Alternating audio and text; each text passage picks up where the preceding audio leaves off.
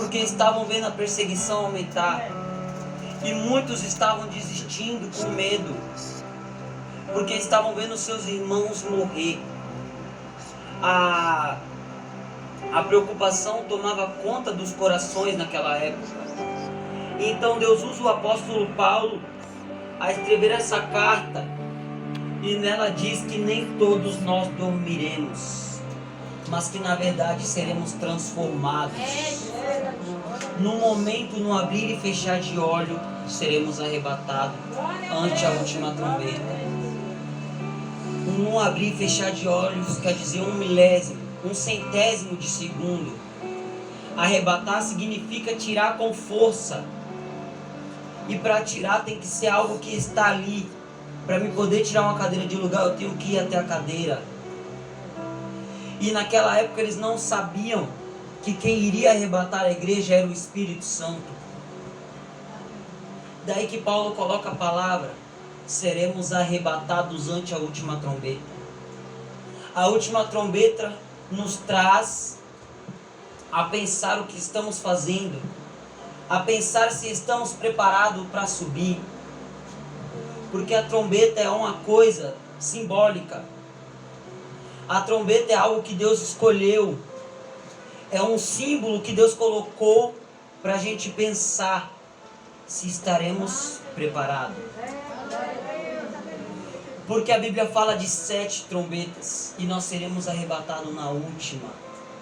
E a gente não está parando para ver a situação em que vivemos.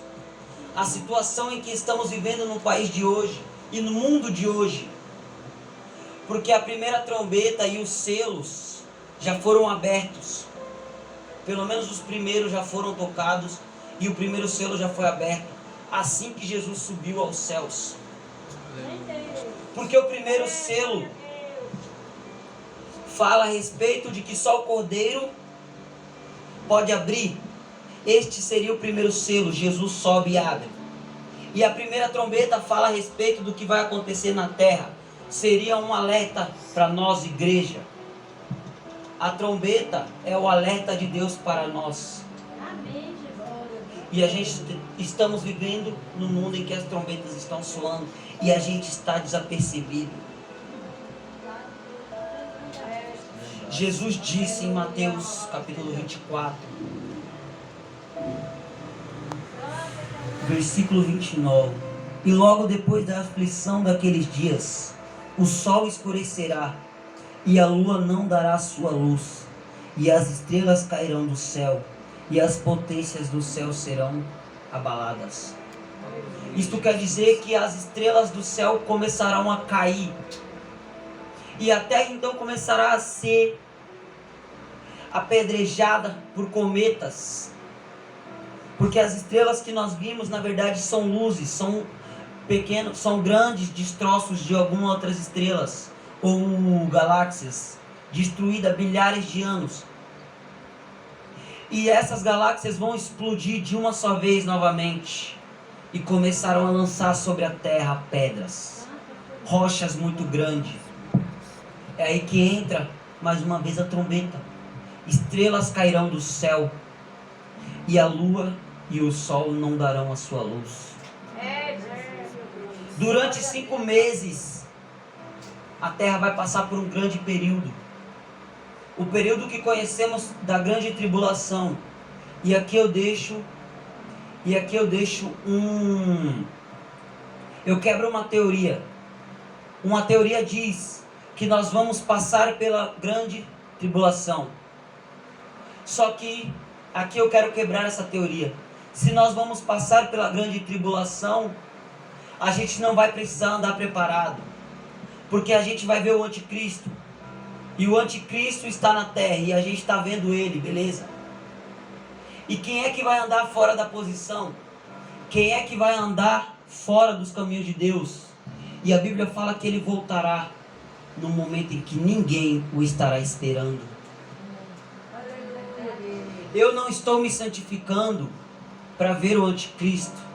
Estou me santificando para ver aquele que morreu na cruz e me fez uma promessa de que um dia vai voltar e nos resgatar daqui. É para este que eu estou me santificando. E é para este que nós temos que nos santificar. A qualquer momento o anticristo vem. Porque hoje em dia existe um aplicativo chamado Pix. E eu andei observando esse aplicativo. E tem um banco que fez um comercial. Enquanto as pessoas por aí dizem ser normal, dizem ser algo que veio para revolucionar, eu paro para pensar e ler a Bíblia. Porque a Bíblia diz da marca da besta, que sem ela ninguém compra, ninguém vende, ninguém troca. E o que este aplicativo veio para fazer? Preparar a nossa mente. Preparar a mente do ser humano para a chegada de algo que está por vir. Lembra da medição de temperatura? Antigamente era na testa, hoje está na mão. Hoje eu fui lá na escola. Eu fui buscar umas provas que eu tinha para fazer.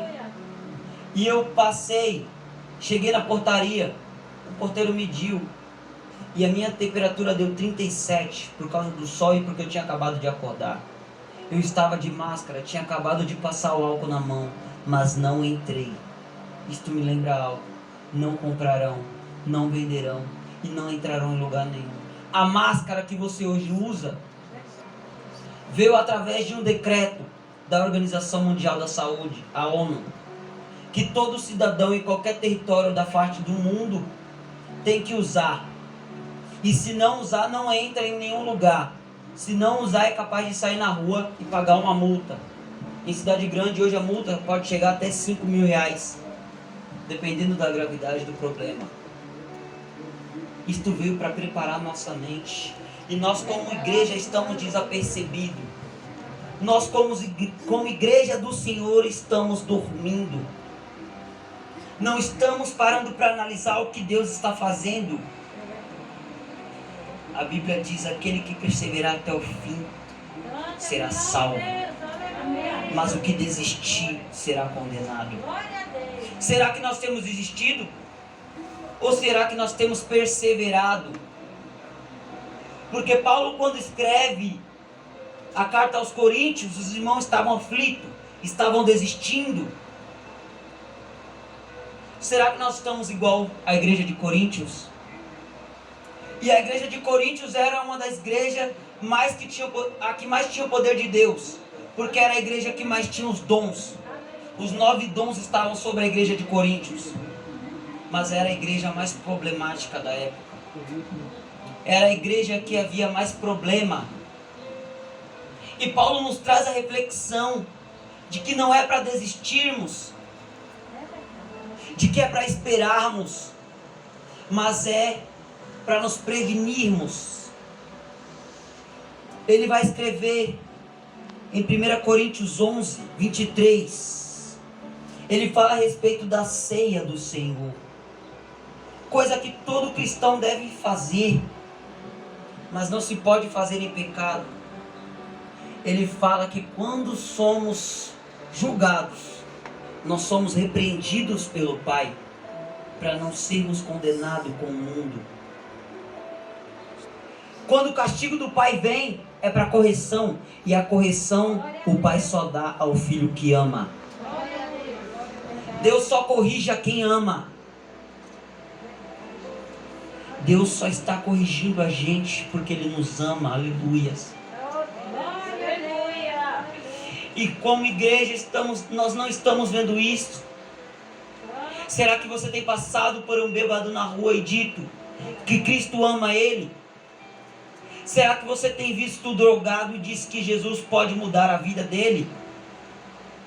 Ou será que nem a sua vida você tem entregado totalmente a Jesus? Aleluias.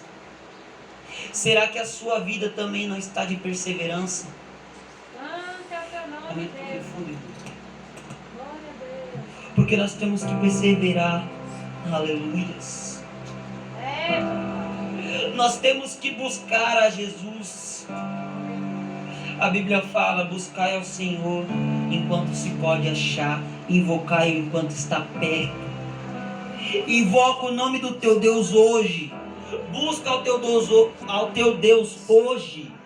Porque é hoje que Ele está falando com você. Hoje Ele está te trazendo o alerta do que está por vir. Ele fala: antes que houvesse dia, eu sou. Eu sou o Alfa, o Ômega, o princípio e o fim. E logo após a Bíblia vai dizer: quem tem ouvidos ouça o que o Espírito diz. Quem tem ouvidos ouça o que Jesus está fazendo nas igrejas. O que Jesus está dizendo à igreja de hoje. A 7ª trombeta é o sinal de Deus para nós acordarmos da nossa vida. Porque o primeiro convite é: vinde a mim, os que estão cansados e oprimidos, e eu vos aliviarei. Mas o segundo convite é: aquele que vem após mim, negue-se a si mesmo, tome a sua cruz e siga-me. Para subir ao céu tem que ter uma vida de renúncia. Para subir aos céus tem que ser santo. Aleluia, Jesus. E para ser santo tem que ser separado. A palavra santa significa separado, retirado do que não é normal, algo que não é normal, separado, para viver uma vida diferente. O crente tem que ser diferente, tem que andar diferente, tem que falar diferente, tem que comer diferente, porque você é santo. E o santo não pode ser santo dentro da igreja. Ele tem que ser mais santo fora da igreja. Porque Paulo se fez de louco para ganhar o louco. Paulo se fez de sábio para ganhar o sábio. Paulo era pecador e ganhou os pecadores. Mas Paulo, em todo momento, após o seu encontro com Jesus, ele foi santo até o fim. E é o exemplo que todo crente tem que ter: ser santo, porque eu sou santo. Paulo disse: sede meus imitadores, assim como eu sou de Cristo. Porque eu sou santo, assim como Cristo foi santo. Para você subir, tem que ser santo. Para ganhar o ímpio, você tem que ser santo. Aleluia. Porque alguém tem que olhar para você e ver que você é o sal da terra e a luz do mundo. Alguém tem que ver você e dizer: aquela pessoa anda como Jesus, ela fala como Jesus, ela se veste como Jesus, ela é como Jesus. Você tem que fazer o ímpio ter desejo de ser como você.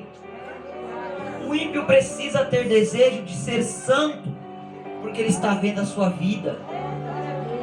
Ser santo não é ser santo só nas vestes. Não é colocar uma roupa, uma calça, uma saia, uma blusa comportada e vir para a igreja, cantar e adorar aqui dentro. E lá fora andar como ímpio, vestir como ímpio, comer como ímpio, beber como ímpio. Porque você vai ficar quando a trombeta soar. Porque você vai ficar quando Jesus voltar e arrebatar a sua igreja. Jesus está dizendo: seja santo hoje. Porque a qualquer momento a minha trombeta toca. E eu quero te levar comigo para o céu. Aleluias. A Bíblia fala no livro de João 14: não suturbe o vosso coração, credes em Deus e também em mim. Na casa de meu pai há muitas moradas. E no mesmo capítulo ele faz uma promessa: eu subirei ao Pai e enviarei o Consolador, que o mundo não pode receber, mas que habita em vós e estarás em vós para sempre. Quem vai arrebatar a igreja é aquele que cuida dela. Como eu disse no começo da pregação, para tirar algo do lugar, você tem que ir até o lugar ou você tem que estar no lugar. E quando a trombeta soar, o Espírito Santo vai começar a arrebatar os crentes que são santos, que são lavados e remidos pelo sangue de Jesus. Ele vai arrebatar aqueles que não se renderam ao mundo de hoje. Essa palavra traz para mim, que sou jovem, só tenho 17 anos, traz para mim uma reflexão. Eu tenho que influenciar, mas eu não posso me deixar ser influenciado pelo mundo. Tá muito fácil hoje. O jovem chega num lugar e é crente, e todos começam a rir dele. Todos começam a falar: olha lá vai o crente. Sai daí, você não tem vida para isso, você não pode fazer aquilo, você não pode dizer isso, você não pode comer isso, não pode beber aquilo.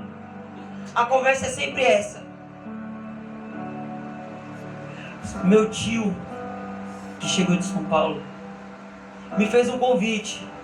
Disse: se você for à festa que vai ter aqui domingo comigo, eu vou para a igreja com você. Eu disse para ele: o senhor pode ir para a igreja, o senhor pode ir para a festa, aliás, se o senhor quiser. E o senhor também pode ir para a igreja se o senhor quiser. Mas eu não vou corromper o meu coração para satisfazer um desejo seu. Eu vou obedecer àquele que me comprou no Calvário. Quando a trombeta soar e aqueles ficarem, Jesus disse: se não antecipasse o dia, nenhuma carne se salvaria. Porque aqueles que ficarem, irmãos, vão sofrer o que a terra nunca viu. Nos primeiros 3 anos e meio vai ser uma fartura, vai ser muito bom. Mas após os 3 anos e meio, aleluia, a Bíblia fala que ele vai começar a perseguir aqueles que têm qualquer outra religião. Aqui vai outra alerta: não seja religioso. Religião não te salva. O que tem poder para te salvar é o Evangelho. Evangelho não é religião. Evangelho é a graça e o poder e a salvação de Deus para os homens. Evangelho não é religião. Você pode bater a tecla lá fora e dizer: eu sou crente, eu sou religioso. Mas a palavra que você diz, religioso, não tem poder para te salvar. Mas quando você diz: eu sou evangélico, você está dizendo: estou dentro do Evangelho de Cristo. Estou dentro do Evangelho daquele que desceu, se fez homem, se fez corruptível, mas não se corrompeu. Morreu, mas ao 3º dia ressuscitou para me dar vida. Eu faço parte desse Evangelho. Aleluias. O diabo, irmãos, quando Cristo estava na terra, achou que tinha vencido. Quando Cristo morreu, ele sabia que Jesus era poderoso. Só que no 3º dia ele teve uma surpresa. Ele sabia que Jesus era poderoso. Só que no pensamento do diabo não passava que Jesus não era só poderoso. Ele era o Todo-Poderoso. Ele era, ele é e há de vir. Jesus, quando ressuscitou, falou: é-me dado todo o poder no céu, abaixo do céu e na terra e abaixo da terra. Jesus é o único que tem poder para transformar. O evangelho que estou pregando aqui agora foi o evangelho que Jesus pregou. Alguém por aí prega que Jesus é só amor e que o evangelho não envergonha ninguém. A religião pode até não envergonhar, mas o evangelho envergonha. E eu provo isso na Bíblia. Quando Judas colocou a mão no prato com Jesus, ele disse: aquele que põe comigo a mão no prato, esse é o que vai me trair. Ali era Jesus envergonhando Judas. Quer outro? Eu digo outro. Quando o povo estava no Egito, quando o povo saiu do Egito Estavam falando mal de Moisés, a irmã e o irmão. Jesus desceu no tabernáculo. Deus desceu no tabernáculo e disse: estão levantando contenda com teu nome e é teus irmãos. Ali era Deus envergonhando. Quer outra? Eu lhe provo. A nação de Israel. Deus permite que a nação de Israel fique 400 anos no cativeiro, envergonhando o seu próprio povo. O evangelho envergonha quem envergonha o evangelho. A religião não pode até não envergonhar. Os homens aqui podem não expor o seu pecado, os homens religiosos, mas aquele que é servo de Deus está todo dia de joelho orando. Aquele irmão que Deus usa para revelar. Quando chegar a hora, e se Deus ainda te amar, se Deus não tiver abrido mão de você, Ele vai te envergonhar. Mas Ele te envergonha, é para o seu bem. Quer prova disso? Eu sou prova disso. Quando eu penso em pecar, ou quando eu peco sem querer, apenas no pensamento ou no falar e não percebo, Jesus me envergonha. Ele já me envergonhou uma vez. Ele me envergonhou na primeira vez em que eu caí. Ele me envergonhou dentro da igreja. Num outro dia, após o ato que eu tinha feito, Ele me envergonhou. E alguém diz que Deus é só amor. Mentira. Deus, Ele é um Deus composto por igualdade. Ele ama, mas Ele também pune. E o único jeito de não ser punido por Deus é ter uma vida santa. E o único jeito de subir ao céu e conhecer Deus é tendo as suas vestes lavada, remida e um coração contrito no sangue de Jesus. Porque quando Cristo morre, Ele faz uma promessa de salvação. Ele diz ao ladrão da cruz, um estava à direita, o outro estava à esquerda, e o que estava à direita disse: Senhor, quando entrares no teu reino, lembra-te de mim. Jesus está pregado na cruz, com 1,5 centímetros de espinho africano na testa, quase penetrando o crânio, com 12 centímetros de pregos nas mãos e nos pés. Ele faz uma promessa de salvação. Ainda hoje estará no paraíso. E daí me lembra outra promessa: muitos que ficarem vão subir, e muitos que aceitarem Jesus irão subir de última hora. E aqueles que estão há 10 anos, 20, 30, 50 anos dentro da igreja vão ficar. Porque por mais que tivesse o nome crente, por mais que te batesse no peito e dito: eu sou crente de tal igreja, tenho uma carteirinha de membro, faço missões, prego, canto, louvo, estão igual aqueles irmãos, os sacerdotes daquela época de Jesus. Tinham Deus na mente, tinham Deus nas vestes, tinham Deus no corpo, tinham Deus no falar, mas não tinham Deus no coração.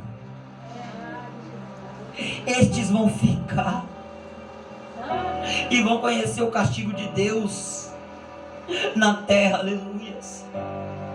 Mas aquele que subir no céu, antes mesmo de chegar a Jesus, teremos o que a Bíblia fala: um corpo incorruptível. Porque aquilo que é mortal irá se revestir da imortalidade, e aquilo que é corruptível se revestirá da incorruptibilidade. Em 1/100º de segundo seremos arrebatados, e neste mesmo minuto seremos transformados num corpo glorioso. Mas não brinca de ser crente. Não adianta dizer que é crente e não ter uma vida santa. Porque o único corpo incorruptível e um corpo transformado e imortal que você vai receber é no lago de fogo e enxofre. Eu tenho que falar disso, porque se eu não falasse, a minha pregação seria só salvação, e eu tenho que falar também do castigo que vai vir. Alguns pregam que o paraíso é separado para quem for arrebatado, e alguém prega que o inferno é separado para quem ficar. Já eu prego o que a Bíblia diz. A Bíblia diz, quando Jesus subiu, ele disse, ainda hoje estará comigo no paraíso, ponto. Quando Jesus ressuscita, Maria Madalena é a primeira vez Jesus, e ela então vai dizer, mestre, e logo em seguida ela vai tocá-lo, abraçá-lo e beijá-lo. Jesus para ela e diz, não me toques, porque ainda não subi ao Pai. Em outra parábola, Jesus disse, do rico e do Lázaro. Lázaro morreu e subiu, o rico morreu e foi sepultado. É aqui que eu quero entrar sobre o inferno.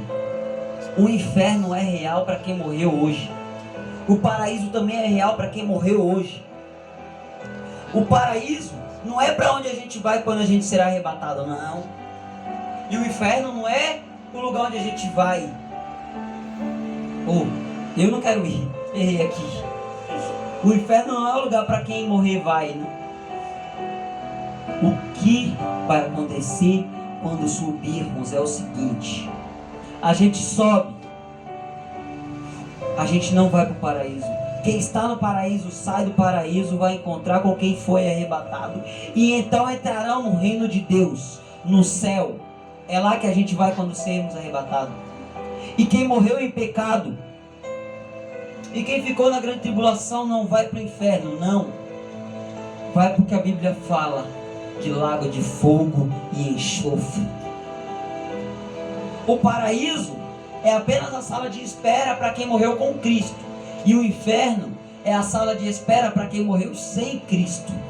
A Bíblia diz no capítulo 20 de Apocalipse, a morte, o inferno, o diabo e seus anjos serão lançados no lago de fogo. Então como é que vai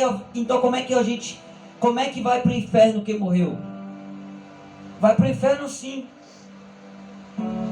Vai para o inferno antes de Jesus voltar. Porque quando Jesus voltar, vai para o juízo, e do juízo passa para o lago de fogo. Mas quem morreu com Cristo vai para o paraíso, e do paraíso é para o céu. E então se cumprirá a palavra que está escrita: todo aqueles que nele creram terão a vida eterna. É lá que a nossa vida vai ser eterna. É lá que vamos estar a todo momento cantando santo, santo, santo, santo, santo, santo. E a Bíblia fala em outro capítulo, a Bíblia diz o seguinte: quem é santo, terminem. E quem é sujo, é aí que a Bíblia entra. Quem é santo se santifica mais. Quem está no céu vai continuar incorruptível. Pecado não entra, enfermidade não entra, mortos você não vai achar. Lá você não vai ter necessidades que aqui hoje você tem. Não vai precisar de dinheiro, não vai precisar de carro, não vai precisar de compras, não vai precisar de nada. Porque tudo você já vai ter quando chegar lá. Só que aí a Bíblia vai dizer quem é sujo. E aí que eu entro. É no inferno que quem está sujo vai se sujar mais. Porque eu descobri lendo a Bíblia que o lugar em que mais se clama a Deus é no inferno. Por que, pregador? Porque no inferno não tem presença de Deus. E onde não se tem a presença de Deus é onde se clama mais. Eu, quando estava no mundo, sentia vontade, mas não conseguia. Essa era a sede que eu tinha de Deus, mas não conseguia. Porque algo me separava entre Deus e eu. Algo me separava. O que me separava era o pecado. E o que vai separar as pessoas de Deus no inferno é justamente a vida que elas tiveram aqui. Porque o livro das obras vai estar aberto naquele dia. E um por um ele vai expor. Um por um. Aquele que morreu com Cristo vai ter as suas obras. Mas não se engane. A fé sem as obras de nada adianta. Você ter fé, mas não ter obras. Você ter fé e não praticar a salvação. Você ter fé e não pregar que Jesus ama, salva e cura. O livro das obras não tem poder para nos salvar, mas ele tem poder de te condenar. Porque lá vai estar constado tudo aquilo que você fez em vida. Porque a Bíblia diz: ao homem é dado o direito de viver apenas uma vez. Após a morte segue-se o juízo, e é sem misericórdia.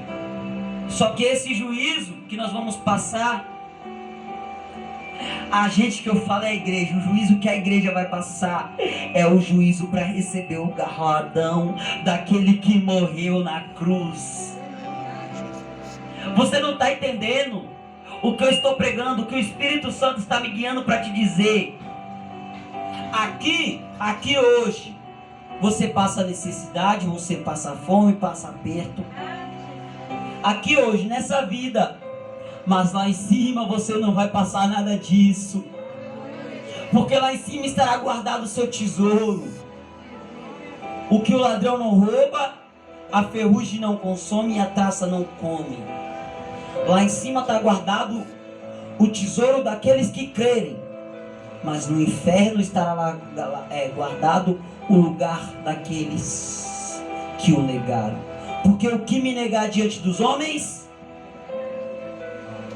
e o que me confessar diante dos homens, é aí que Jesus entra em outra palavra.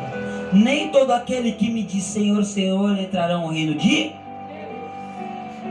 Mas irão dizer: em teu nome expulsamos demônios, em teu nome fizemos paralítico andar, surdo ouvir, mudo falar, o coxo levantar e começar a andar. E a igreja dava glória a Deus, aleluia.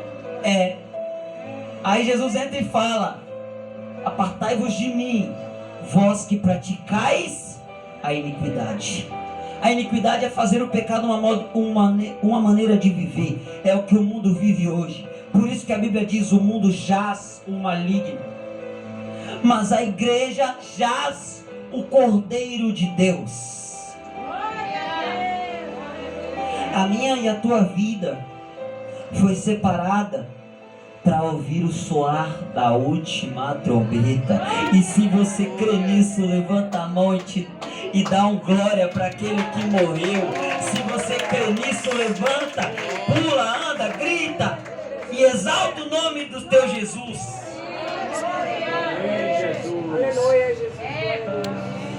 Porque aquele que morreu vai vir buscar a tua igreja.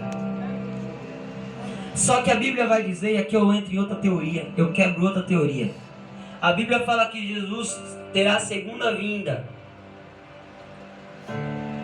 Só que, não estou dizendo que a Bíblia está errada, estou dizendo que a nossa maneira de pensar é errada.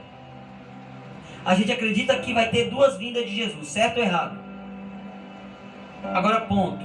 A Bíblia fala que ao soar da última trombeta seremos arrebatados ao encontro do Senhor nos... Pronto. E lá no livro de Apocalipse a Bíblia vai dizer que com soar, alarido e voz de arcanjo, montado num cavalo branco, e na sua coxa está escrito: Rei dos reis, Senhor dos senhores, descerá do céu, e todo olho verá, e toda língua o confessará. Então serão três vindas. Na primeira, ele veio como um homem, teve corpo corruptível, mas não se corrompeu. Teve todos os jeitos para pecar, mas não pecou. Na segunda vinda, ele vem, toca a trombeta, e nós vamos ao encontro dele. E na terceira vinda, ele vem montado num cavalo branco. E na sua coxa está escrito: Rei dos Reis e Senhor dos Senhores. É aí que aqueles irmãos, aqueles que negaram a Jesus aqui na terra, vão fazer o seguinte: Senhor, Senhor, tende misericórdia de mim. Só que nessa hora já vai ser tarde, porque tiveram todas as chances para se arrepender, tiveram todas as maneiras para mudar de vida e crer no Jesus que morreu na cruz, e não creram. Ele vem buscar a sua igreja, mas ele também vem condenar o mundo.